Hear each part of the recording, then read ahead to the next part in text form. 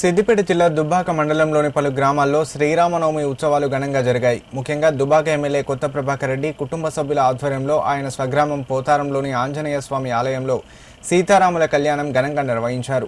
గత 25 సంవత్సరాలుగా ఎమ్మెల్యే కొత్త ప్రభాకర్ రెడ్డి సహకారంతో నిరాటంకంగా ప్రతి ఏడాది శ్రీ సీతారాముల కళ్యాణం విజయవంతంగా నిర్వహిస్తున్నట్లు మాజీ ఎంపీపీ కొత్త పుష్పలత కిషన్ రెడ్డి, ఎమ్మెల్యే కుటుంబ సభ్యులు శశిధర్ రెడ్డి దంపతులు తెలిపారు.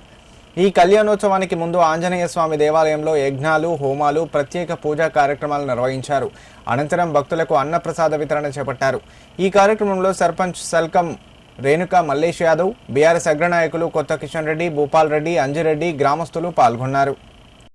శ్రీరామనవమి సందర్భంగా మన దుబ్బాక మండల ప్రజలందరికీ, మా పోతారం గ్రామ ప్రజలందరికీ కూడా శుభాకాంక్షలు తెలియజేస్తూ మన దుబ్బాక శాసనసభ్యులు కొత్త ప్రభాకర్ అన్న గారు, అలాగే పోతారం గ్రామ ముద్దుబిడ్డ అయినటువంటి మన ప్రభాకర్ అన్న గారి ఆధ్వర్యంలో వారి సహాయ సహకారాలతో గత 20 సంవత్సరాలుగా కూడా ఈ గ్రామంలో శ్రీరామనవమి కళ్యాణము వైభవపేతంగా కూడా జరుపుకోవడం జరుగుతుంది.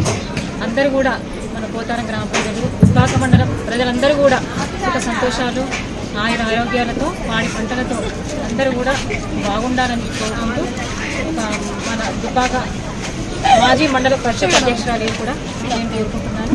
అందరికీ మరొకసారి శుభాకాంక్షలు తెలియజేస్తుంది. శుభాకాంక్షలు.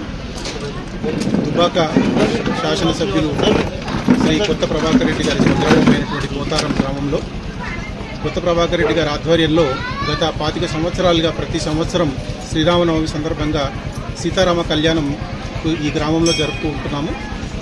అదేవిధంగా ఈ సంవత్సరం కూడా కొత్త ప్రభాకర్ రెడ్డి గారి ఆధ్వర్యంలో పోతారం గ్రామంలో సీతారాముల కళ్యాణం వైభవపేతంగా జరుపుకున్నాము.